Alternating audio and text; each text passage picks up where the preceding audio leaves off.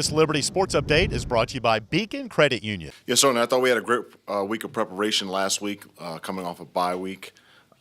In addition into our guys really being bought into the plan, coming back healthy somewhat. Was really fired up about our way our guys came out and played on the road in a unique environment. The weather, was a little bit of a factor with the wind. There was some rain here and there. We had some injuries, but we found a way, to put points on the board and keep coming back and keep fighting. I was really, really proud of our guys. And as a staff, we were really excited about the fact that a number of guys were able to step in and play, in place of some guys who were injured. Frank Boyd had a great game. It was phenomenal to see him get involved and really kind of mature, kind of at the right time of the season for us. I thought Antonio, he did what he usually does is he takes advantage of his opportunities and he makes the most of them. Caleb Coleman fought through some things and found a way to help us stay in the game. And so our offensive line did a phenomenal job of pushing those guys and moving the line of scrimmage. And our backs they did a really good job of just hitting the hole last week. And so as a whole, I was really proud of our effort. Obviously, just didn't like the fact that we didn't score at the very end to continue to go into the next overtime. But that's football. You're going to win some, you're going to lose some, but it's all about how you go about it, and I felt good about our weeks of preparation as a staff, and as a program. Looking at these guys are a well-coached football team. It's exciting to see, where they've come, because in years past they haven't been who they are right now. I know Bronco came here with a vision and goal for how he wanted to run a program and build a team. The first 2 years was a little rough, but he was implementing the plan, getting people to buy in, and then boom, year 3, exactly what he said was going to happen is happening right now. And so it's exciting to take on an opponent, of this caliber who's built that thing from a solid foundation, and they play, with passion, with purpose. They play together, and so it's going to be a phenomenal challenge this weekend.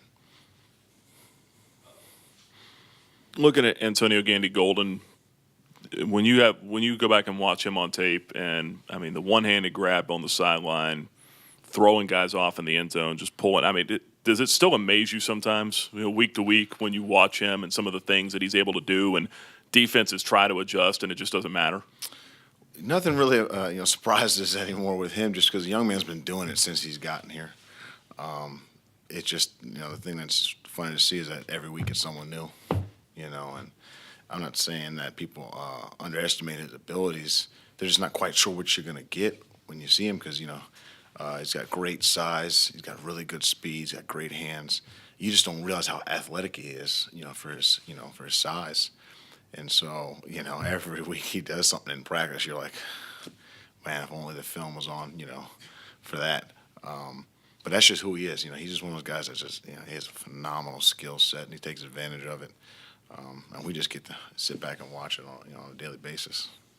Second half, did you guys kind of go away from him a little bit because the run game was working, or were they doing something to kind of to take him away at that point, or what was the? Obviously it worked. He was still putting points on the board, but yeah, we when you got a guy like that, they're going to try to account for him if he's doing damage. He went for 200+ yards on him, 2 touchdowns. And they decided they were just going to play, 1 or 2 people in addition to whoever they had already covering them, to account for him and try to eliminate him from the thought process, which is great. But that's what allowed our run game to get going, and that's why we were able to run the ball and push it downhill so well. And so in the second half, we anticipated that, how we call plays and how we game plan is in, in the event that they go to this game plan versus this guy or this formation or this run, then we have to have a complementary play or two. And that's what the second half turned into. It was like they were taking him away. Well, they got to stop this now. Or once they stop this, they give this back to us, or another option. So, every week, you prepare for when this works, what you expect them to do when to stop it, and then what's your answer for what they're trying to stop that you're doing really, really well. How did you evaluate Buckshot's performance Saturday with career-high 4 interceptions? Of course, one of them being the Hail Mary at the end, one of them being where I think Antonio got pulled down on one of his routes, and he had to go to DJ. And how do you evaluate what he was able to do Saturday? I thought he did some nice things. He made some really nice throws on the perimeter of the field. He missed a number of throws that I think and I know he can make. He himself would say the same thing, that he wish he could have a number of those throws back. The 4 turnovers, I mean, one of them went for a touchdown on our half, so that was great. The other one was at the end of the half. That's going to happen anytime you do that, so we don't look at that as like a negative, The one that he threw a interception on, in which we scored on, had he thrown it out in front, it was going to be a touchdown anyway. It just wound up being a touchdown a little bit later. But if I had to grade it out, I mean, a C, because he's so much better than that. We could have ended that game so many times, but we missed a throw here and there. We missed a block here and there. We missed a snap here and there. All these little things that we could have took it out of everyone's hands and just kept it in ours if we had executed in a crucial situation. Coach, obviously UVA is right down the road. How important is this game recruiting-wise, and then what is the attitude of your team so far? Are they hyping up more than an unusual game, or just business as usual? Like we say every week, they're all important. It just so happens to be this week is against someone 45 minutes down the road, a phenomenal Power 5 football team that's on the rise, 6-3. They have a phenomenal defense. Offensively, they've been moving the ball as well. So, in state-wise, it's going to be huge. Just because this is the first time in a while that you're going to get this kind of rivalry here, and the fact that we recruit against these guys a great deal, and we've gotten beaten out on some guys in years past. But now that we're FBS, it's going to be huge for us going forward that we can compete with anyone in-state, out-of-state, FBS-wise. And so it's going to be very, very important for us to put on a really good show and, come out and just go at it as hard as we can for 4 quarters. And regardless of what the scoreboard said, you can't tell if it's the first play or the last play. These guys are giving it everything they got because that's the kind of program we are. On offense, that's how we go about our business. Doesn't matter where we're at in the game, you're going to get our best. You look at UVA's defense, what do they do well in the secondary, that back end, that might give you guys problems Saturday? Well, they're designed to stop spread offenses. I mean, they have phenomenal length. When you look at the guys that they have, their corners are long. There's, their back 3 safeties are really, really long. They're physical. They're active. Their box 7 has great length, great speed, great strength, and so they're built for today's offenses. And so you got to figure out a way to kind of put those guys in situations where they're not as comfortable. In space they're great. You got to figure out a way. How do I get them in a short space where now they don't have all this room to go and attack people. Now they got to make a tackle in a short alley, or you got to get them in a one-on-one situation, to which it's just your best guy versus their guy, and see who comes down with the football. But overall, this entire defense is really built for today's offenses, for speed, for strength. And, in order to win this football game, you got to be in downhill football plays. You got to take advantage of numbers, angles, grass, and then matchups, in the box and on the perimeter of the field. Joe, you competed against Virginia, 18, 19 years ago. Any conversations kids have had about what to expect maybe up there? It'd probably impossible to compare almost 20 years ago to now, but just Scott Stadium and the nuances there maybe. Yeah, not so much on Sunday when we kind of introduced what was going on with these guys, but I imagine as throughout the course of the week, guys are going to be asking, what's it like, and when I played them, they had a top 25 defense again. They had a bunch of draft picks, so it was a very similar situation in terms of they had a lot of talent. There's a lot of buzz. The fans were always into that game. I think we played them on a Thursday night when I was in college, so it was fanatical. It was awesome. And it's going to be that same way. They're still in position, to win the ACC on their side. So there's going to be, a great turnout, in my opinion. I believe so. But throughout the week, I imagine someone's going to ask. Yeah. It looks like Mandy Alonso is probably not going to play for them. What kind of a loss is that for him? What does he bring to their defensive line? That guy brings intensity, urgency, desire. He wants to get to the ball carrier. He's physical. He doesn't play on an edge. He plays through people. And so you know where he is at all times on the field.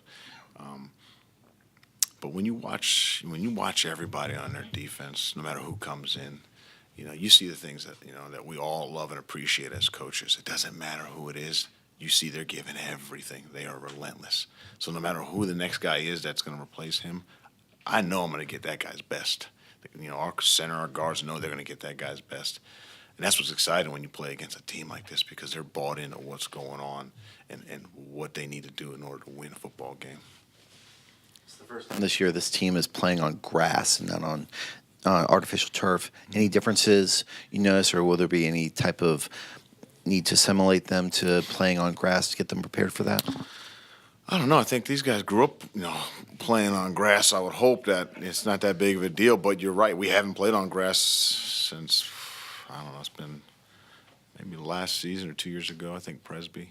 But these guys, like anything, it's just getting acclimated to it once you get there, going through the warm-ups and just getting a feel for it. And Chris Dunphy and his staff, if they need to make any adjustments to the cleats, they're going to be able to do so. But I hope there's no issue, certainly. Last time you guys played an ACC team, you led at the half at Tech, Lane Stadium, tough environment. How important is it to get on the board quickly, to give your defense a little bit of a break or some breathing room, and also control the time of possession late in the game? How important are those two? Yeah, that definitely goes into the thought process of preparing for a team like this. You got to take advantage of every play that you get. You got to make sure, like I alluded to earlier, you got to be in a downhill play call, something that is easy for all parties involved. You got to control the clock, like you had mentioned, and you got to make sure at the end of the day you feel like you've called every play that you needed to call that was going to get you in position to score on a consistent basis, or give you an opportunity to get in position to score. And so, taking care of the football in the run game and the pass game, being in a downhill play call, taking advantage of matchups when they present themselves, and scoring as much as possible, obviously is going to help us win this football game. But the juice and energy you get from scoring in the first two drives just kind of relaxes everyone in the program and just allows everyone to go out and do their thing. So the emphasis is always trying to score in that first drive so that everyone feels confident. No matter what, we can score. It doesn't matter. Coach, give us your thoughts, please, on Antonio's being added to the watch list for the Biletnikoff, and give us an update on his mononucleosis, please. Yeah. Must not be too sick. No, he's overcome all of that. In regards to him being recognized as one of the most talented receivers in the game of college football, we've felt like he's been that way for 2 seasons now. He just finally has some statistics to support those things and those thoughts. He's deserving of the recognition because the young man works really, really hard. He's a perfectionist. He does not want to make a mistake, and if he does, he wants to instantly edit it. He wants to recreate it and do it the right way. And it's not just about his physical talent. He has all types of talents outside of the game of football. And so for this young man to finally be recognized as one of the elite guys in the country is it's phenomenal for him. It's phenomenal for the program. It's exciting just because now people, recognizing, hey, when it comes to recruiting, Liberty, hey, any of their guys getting attention, are they known for anything? Well, they got a guy that's being, on a national list now. This guy's being watched on a daily basis. This guy has statistics to support why I would want to go to Liberty, and so it's phenomenal for him, phenomenal for the program. We're excited about it. It's not going to take up, any more of our attention, than it needs to, but definitely certainly worth mentioning it and noting. It's funny because with all the attention the passing game gets, you've got more rushing touchdowns than passing touchdowns. What's the difference this year in your run game as opposed to this time a year ago? I wouldn't say there's that much of a difference. I would say that the players have improved. We've recruited really, really well. I think our guys have bought into exactly what we're trying to do in the run, pass, and screen world. They're taking coaching really, really well. We're doing a better job of evaluating what they're good at, what they're not, and then only sticking to what our strengths are. And there's just a buy-in amongst all parties involved. You know, when you have people who buy into your culture on offense, they love their position coach, they love their position group, they love the unit. It's just that much more enjoyable to be around. Practice is that much more fun. When we travel, it's that much more fun. Like, everyone enjoys every moment of that process of being together. And then when you take the field, it's just like, man, it's just like playing in the backyard. You know, it's a lot of fun. So the difference is we got guys that are older. We've recruited better talent, and the culture and the community that we have on offense is really, really strong. And you can tell when you watch our guys interact with each other. You know, we have great relationships. You know, on offense we execute compassionate coaching. You know, we really, really love and care for our guys. We go about our business to make sure that they know that we care about them more than just the final result, just the results. That's not what we're about. You know, we really, really love and care for our kids, and in return, they feel the same way, which makes things that much more easier. You know, and then more enjoyable when you come to work knowing that these guys are going to work for you and that they know you're going to work for them.